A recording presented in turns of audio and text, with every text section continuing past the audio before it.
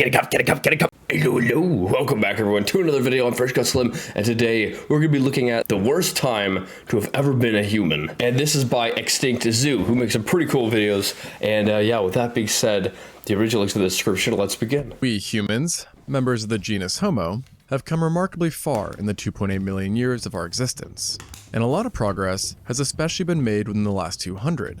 That's for sure. I mean, especially in the last, 25, the amount of technology that has evolved is insane. And today we enjoy unprecedented levels of technology that has helped the worldwide lifespan reach roughly 73 years at birth. However, the journey to get here has not been... That looked like it hurt. You can't pull a nail out of a wall when it's sticking that far out of it. I mean, I can't really be upset, what happens.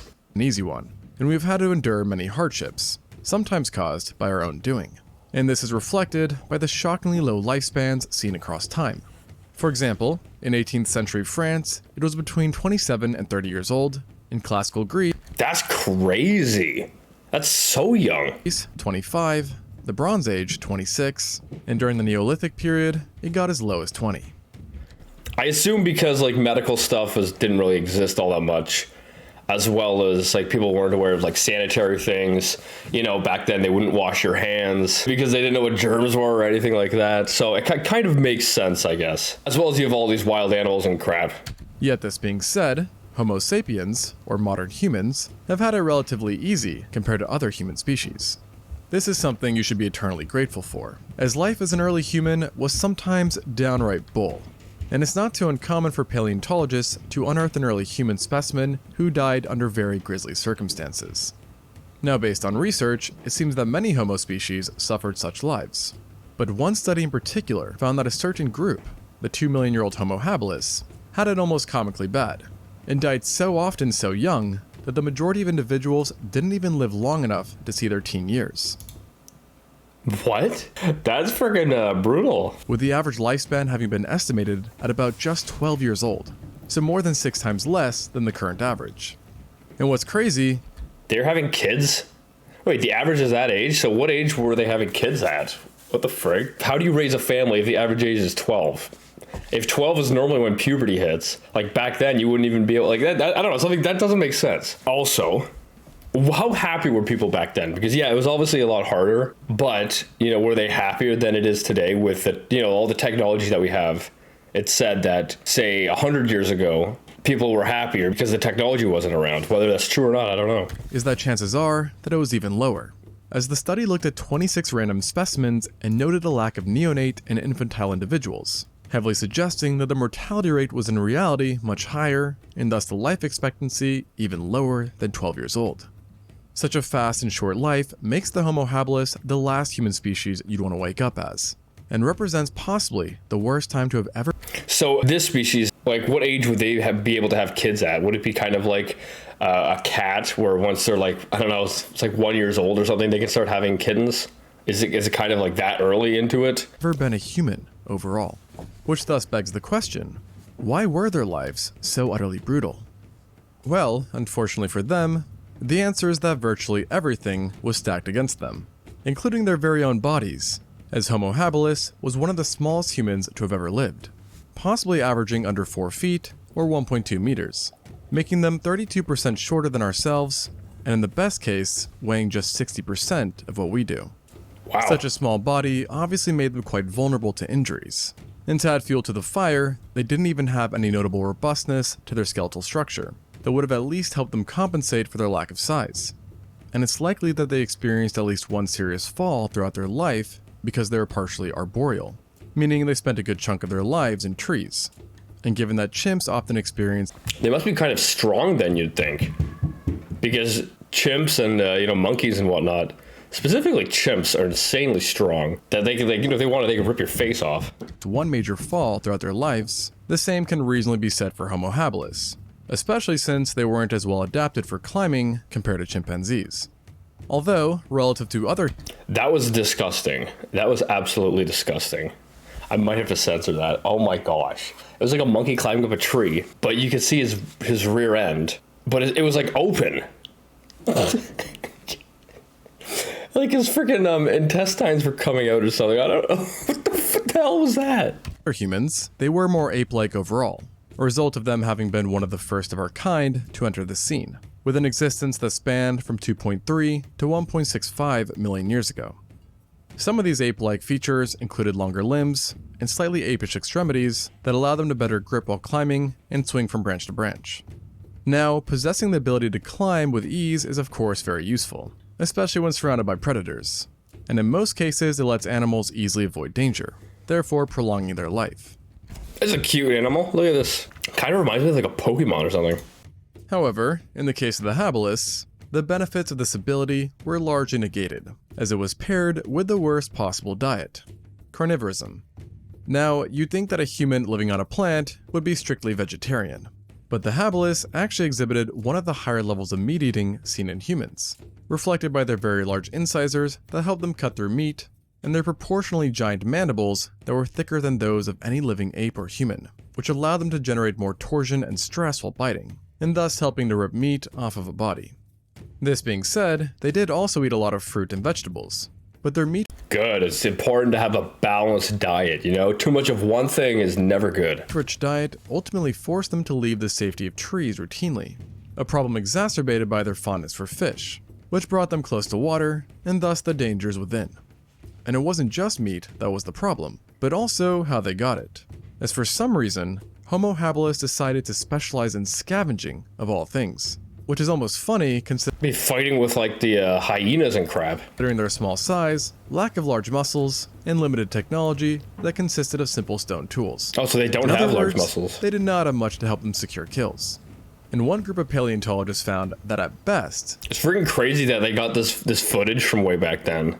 they would only be able to reliably defend carcasses from jackals and cheetahs.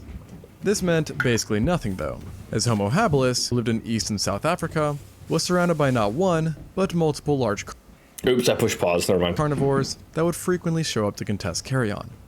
And to Yeah, make they'd be matters fighting worse, hyenas and these stuff. same predators also routinely preyed on the habilis themselves, as these early humans were, for lack of a better term, easy pickings.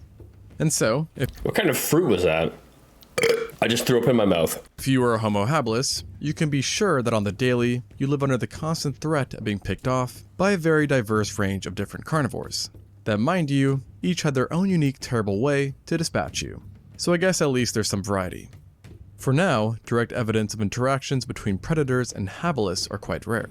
But when looking at time and general vicinity, over 30 potential predators have been identified, with large cats in particular having had a profound impact on destroying their lifespans. One of the most prevalent ones lurking around But at least the large cats are cute. would have been the Meganterion, a jaguar-sized saber-toothed cat that lived throughout Africa for the entire span of the habilis' existence. And despite being jaguar-shaped, it was more heavily built, and alarmingly had lower limbs that were actually lion-sized. These limbs possessed giant paws at the ends of them where razor-sharp recurved claws sat, just waiting to That's like every other friggin' cat type of creature. I mean, it's not surprising. I don't know why you have to be that. Act like it's like a surprise. dig into the flesh of any unsuspecting Homo habilis. Once pinned, the habilis would then get to experience an array of sharp and serrated teeth, including 2 enlarged canines that would sink into their throat, severing major arteries and nerves, and fortunately leading to unconsciousness within seconds. Or fortunately, you know, I don't know if you want to be picked apart and eaten really slowly and then be alive to suffer it all. Like these cats and, you know, lions and whatnot today, they go after the neck. Even dogs and whatnot will go after the neck. You go after the neck first, you can break that easily, and then it's dead, and then you just kind of move on. Then there's breakfast. Get a shaft bite. However, unfortunately, there's also the chance that an unlucky victim would have had to experience the more rare, but much more terrifying killing method of having its entire head virtually covered by the attacking saber-toothed cat. And miraculously, this actually happened to a known human specimen Oof. who had puncture marks to its occipital bone. In other words, the back of its head. But what's crazy is that the angle of the bite confirmed that the attack did not come from the back, but rather the front, which basically means the Meganterion put the entire human's head in its mouth. And the idea is that on top of causing skull and brain damage, such an attack could kill by completely smothering the victim's nose and mouth with a saber-tooth's jaw, leading to suffocation. And in a case of more bad news for our distant relatives, the Meganterion had a very healthy appetite. Why did all of a sudden the graphic change to this? Well, yeah, this is a completely different style. For Homo habilis. So much so, in fact, that it literally altered their carbon isotopic levels, which directly shows us that it was even more of a human killer than other animals that are associated with hunting primitive humans, such as the Dinofelis, which I should also mention coexisted with Homo habilis and presumably hunted it as well. And to add fuel to the fire, there was also Homo The Dinophallus? and Machairodus lurking around too, which is very unfortunate, as the latter happened to be one of the largest felids to have ever Wow, existed, that's a big cat. with some species reaching 405 kilograms or 893 pounds, comparable to both the Smilodon and male polar bears. At this size, it's not hard. Holy crap. That cat and your mother can go toe to toe. Alright, give me a second. I gotta get some coffee here. I ran out. We're out of coffee, boy. I wonder how loud that kettle's getting. Hard to imagine that even a well-placed paw swipe could take out an individual, especially since many victims seem to be targeted while young. And avoiding death by Machairodus Big cats always go after the young. would have been surprisingly difficult, because despite its great size, Machairodus was a better jumper than many of the smaller, more agile cats, as its legs were too short to pursue long Boy, frig, that kettle's getting loud. chases, It's like which a jet. indicates that it relied on powerful jumps in order to catch prey. Which is all to say that escape by climbing a tree was pretty much out of the question. Meanwhile, while smaller, the Homotherium still stuck out as a notoriously bad animal for a habilis Look at to the get cute caught by, babies. as its canines and incisors were shortened but broader than what's seen in other saber-toothed cats. That skull looks like a xenomorph from Alien vs. Predator. Transforming them into powerful puncturing weapons that also benefited from crenulations. In other words, irregular serrations that were wavy, creating a one-of-a-kind bite that both sliced and punctured simultaneously. And now, while Look, those teeth look like he's got grills. these cats were definitely a menace to habilis society, they were not the only group notorious for shortening their lives, as another family of predators that loved to snack on our ancestors were hyenas. Like the cats, there were also multiple different hyenas that went after hominins, but there were two that really stuck out, those being the Chasmoporthides and Pachycrocuta. Now, in typical unlucky habilis fashion, the Pachycrocuta happened to be one of the largest hyenas of all time, with specimens not only averaging the size of a lioness, but also possessing a bone-crushing bite that is likely one of the strongest pound-for-pound bites of any terrestrial mammal. This unusually powerful bite was also problematic not just because it would absolutely destroy you, but also because the ability to crack bones meant easy access to bone marrow, and thus it's likely that Pachycrocuta showed up to a lot of carcasses. Not a great thing for our What the frick does a bone marrow mean? Like, I know what it is, but what does that have to do with anything? scavenging ancestor. And then when you add in the fact that Pachycrocuta likely hunted in packs, you suddenly have a whole serving and a half of death. And if caught, you'd also have to worry about the fact that in many situations, hyenas will literally eat their prey alive, which is something that Yeah, this is one thing about them that's a lot different than, say, cats or tigers or whatever, right? Like, with the tigers, they'll break the neck, and then once it's dead, they'll eat it. But hyenas, I've seen them do this kind of stuff. It's pretty crazy. All right, also, my coffee's done. I'll go get it. Hopefully, it wasn't too loud. That kettle was getting so freaking loud, dude. All right, let's continue. I, at least, personally would want to avoid. And this problem would have actually been worse with the Chasmoporthides. Is that a squirrel? A smaller, yet in some ways scarier, It looks like a friggin' squirrel. kind of hyena. This That's was a a member of an hyena? informal group of hyenas who are touted as being dog-like, meaning they are more gracile and nimble, likely prowling around in large packs. This more fragile size might Oh, I gotta use this as a thumbnail. That's friggin' creepy, dude. sound like good news, but it really isn't. As small but giant packs of dog-like hyenas eating you is definitely vastly more painful than getting one and done by a giant one. But the real issue wasn't this aspect of the Chasmoporthides, but rather its limb construction, which reflected adaptations designed for extreme speed, bearing a strong resemblance to the legs seen in cheetahs, and thus leading to it being nicknamed the running or hunting hyena. The major problem with this is that Homo habilis, on the other hand, was not a very good runner, and at best could achieve a certain degree of endurance running. And to add to their misery, these hyenas were also hypercarnivores, meaning that over 70% of their calories came from meat alone, a diet they... Ladies and gentlemen, the Joker 3000. Get your Joker today. It's on sale. Only $29.99. If you've been jorking for years, this will give you the best jorking experience guaranteed. enacted through their razor-sharp teeth that strangely had edges shaped like those of a big cat. But as bad as these guys sound, they were nothing compared to what lurked in the waters of the Homo habilis' environment. Giant crocs. In other words, a nightmare for our ancestors, considering that, as mentioned, they had a fondness for fishing, and not with a fishing rod or spear, but rather with their hands, which almost makes it seem like they With their hands? That'd be, you gotta have a good technique to do that. wanted to be hunted down by crocodiles. And let's just say, these crocs were more than happy to oblige. The most notable kinds back then happened to have belonged to the same genus of crocodile alive today, the crocodilus. That being said, you would not have to worry about confusing them for any living species, as these ones were utterly giant, with the two largest having been the Crocodilus thorbjarnarssoni and the Anthropophagus. Now, you may be wondering about the anthro part of the latter's name. The whole name doesn't make any sense. I don't know about the latter or the former or the future. And the reason for it is because this croc loved to eat people, leading to a name which literally means human eater. That's cool. As such, we have direct evidence for its humanly diet, as in one formation alone, 2 juvenile habilises were found with severe damage to their legs and feet that matched the teeth of this crocodile, and thus showcasing how they would seemingly target the legs while springing ambushes, and then proceed to kill them by either drowning them or using a death roll to literally rip their limbs off, which apparently happened in both of these 2 cases. In other words, not a pleasant way to go out. And fighting back was not an option, as Anthropophagus was covered in very sturdy armor. See, but the one thing with the crocs, and I've heard other people say that, is you go for their eyes and I think their nose. If you block off their way of breathing, I don't know about the nose as much as the eyes. If you go for the eyes, then that's pretty much your only option to fight them, is going for the eyes. That's the same with like all animals, right? That's the weak spot in like every animal is their eye. You just have to get to it before it rips your leg off. And was even larger than your normal saltwater crocodile, with adults reaching a length of 7.5 meters or 25 feet, and Wow. weighing around 1.5 tons.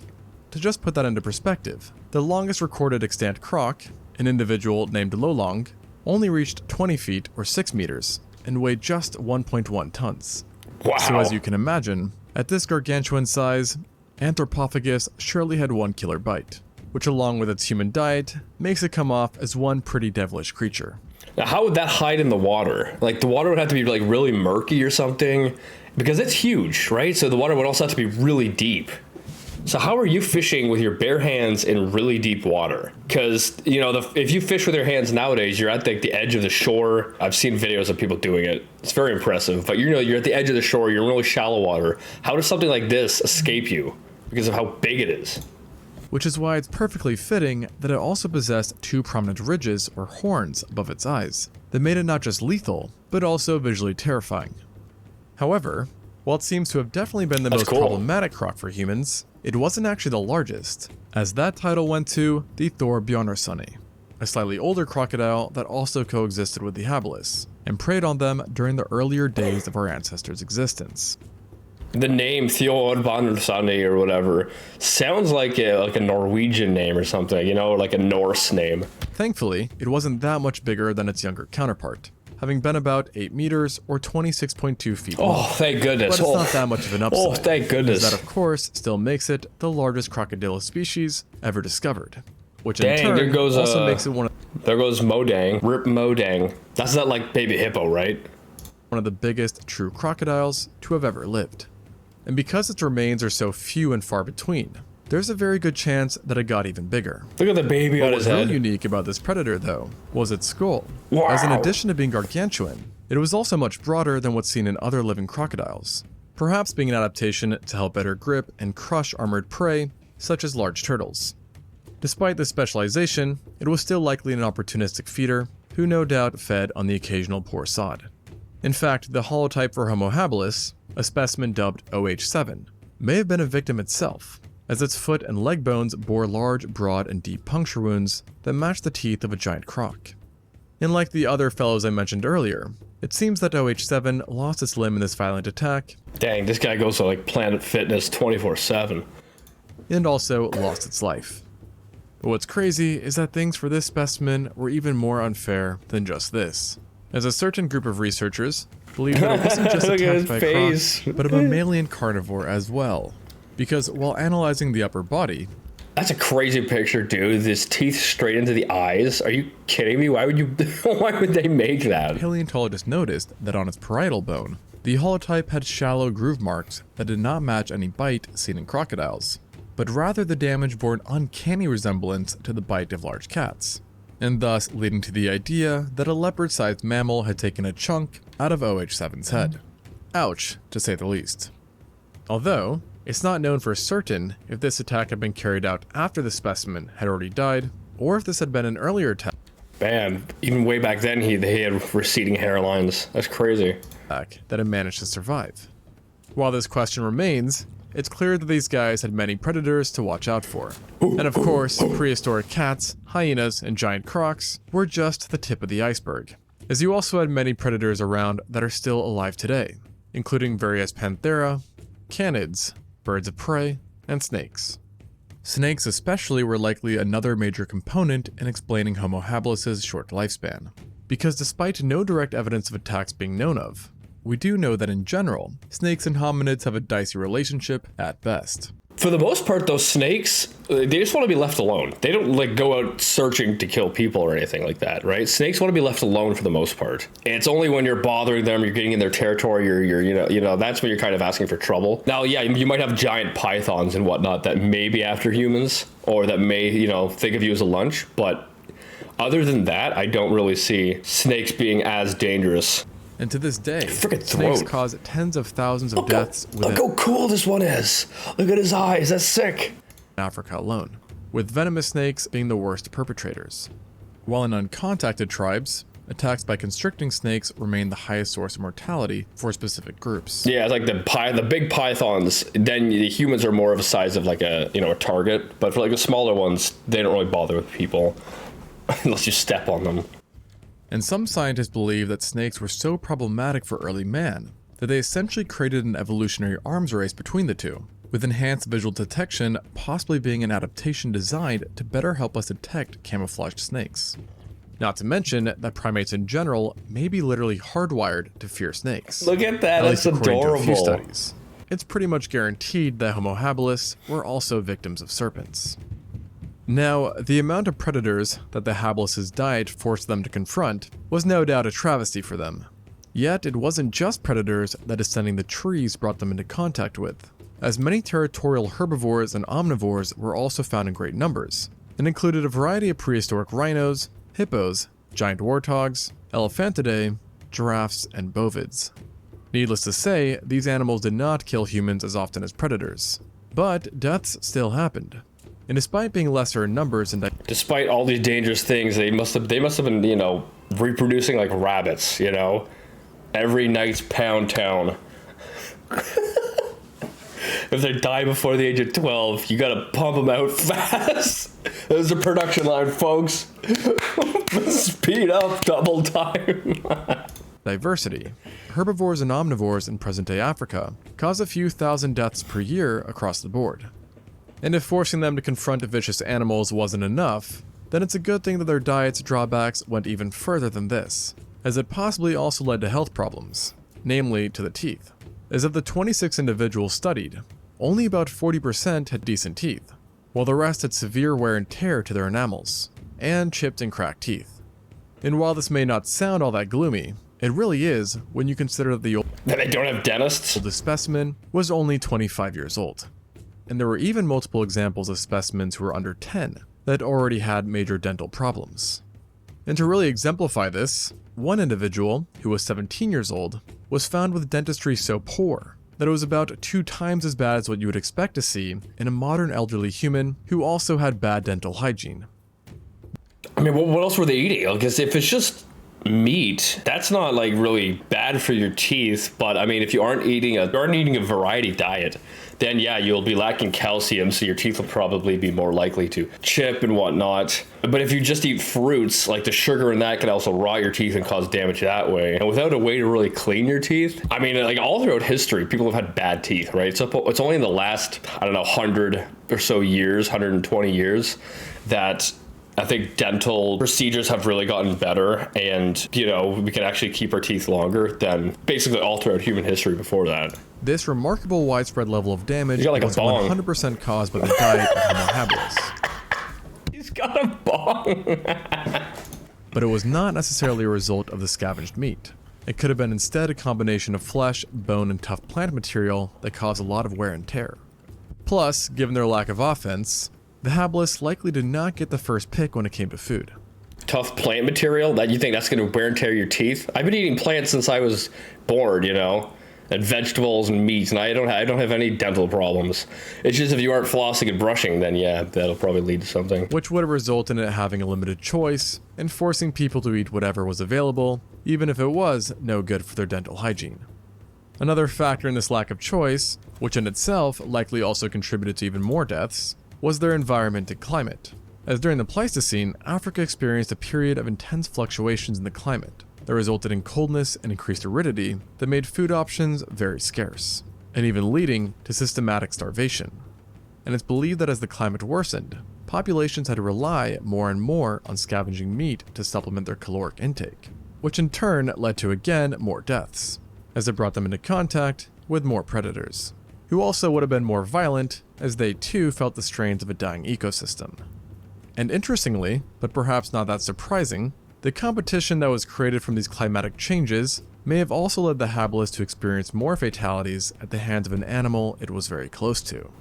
Why didn't they hunt more? If you just scavenge and the option to hunt's there, is it that hard to pick up a stick and tie a friggin' rock onto it as a spear and then just go to town? Especially as a group. Like, humans as a groups have caused a lot of damage and destruction. So as long as you stick together as a group, you'd probably be fine as doing hunting. Itself.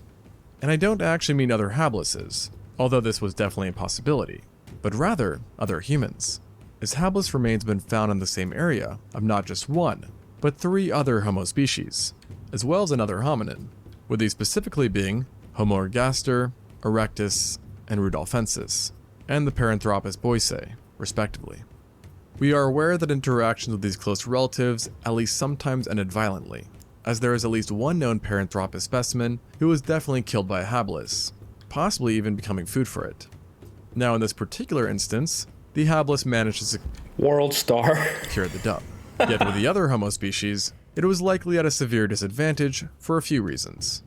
Firstly, it was the smallest Homo species at the time, and the least adapted for a terrestrial life, so any confrontation on the ground would have been the home field for the others. Secondly, the habilis unfortunately had the second smallest brain seen in any human, with an I don't really think that would matter. A lot of people nowadays can be dumb as doorknobs. So I don't think the size of the brain matters. It's more of, you know, how you educate yourself and how you use it, right? I don't think the size matters. average brain size At least that's what she said. between 500 and 687 centimeters cubed, making it 25% smaller than the next smallest brained Homo species it coexisted with, the ergaster, while the erectus could sometimes have a brain literally double the size.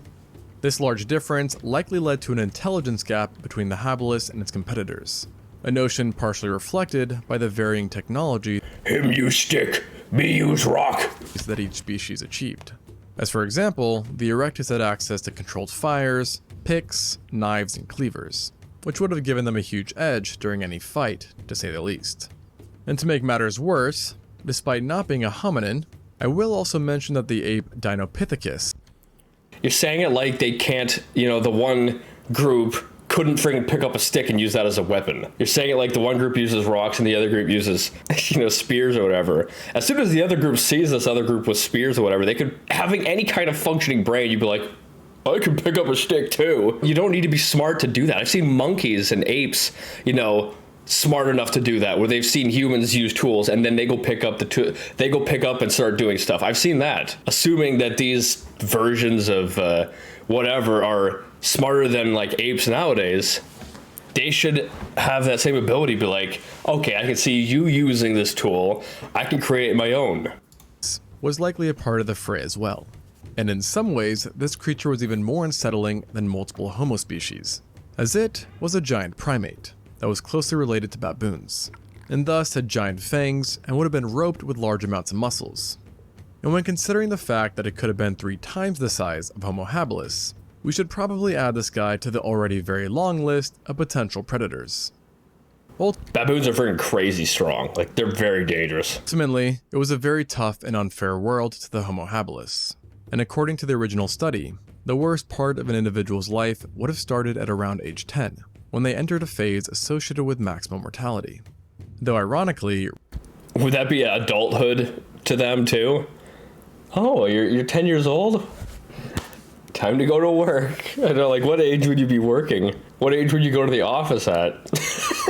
reaching 10 in the first place would have already made you one of the luckier ones, as based on another study, it's presumed that 40% of everyone died before reaching double digits.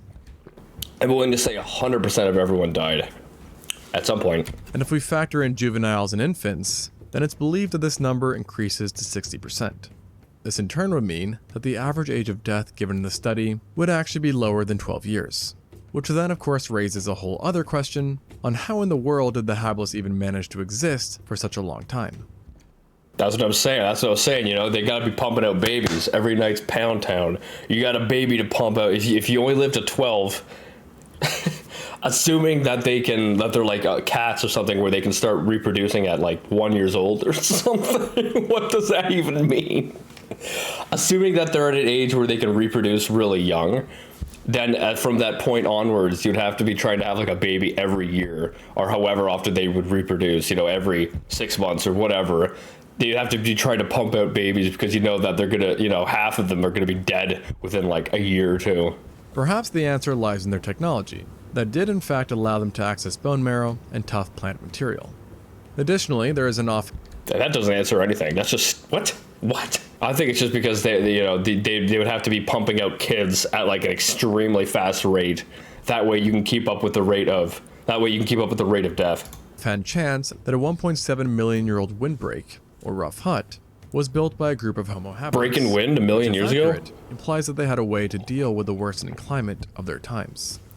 The number game also seems to have played a big part in their miraculous extended survival, as paleontologists estimate that group sizes may have reached up to 85 different members, and thus allowing for more protection and a lower chance that any given individual would have been picked off by a carnivore.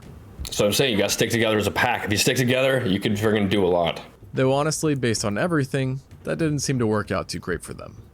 And who knows, perhaps the extremely high mortality rate was what finally broke them. Anyway, I'm gonna end the video here. I hope you guys liked it. This is pretty cool. I hope you found some of my jokes funny, but yeah, I hope you found it interesting as well. Make sure you go subscribe to Extinct Zoo if you like this. If you're new, subscribe and all that. I'll see you guys next time.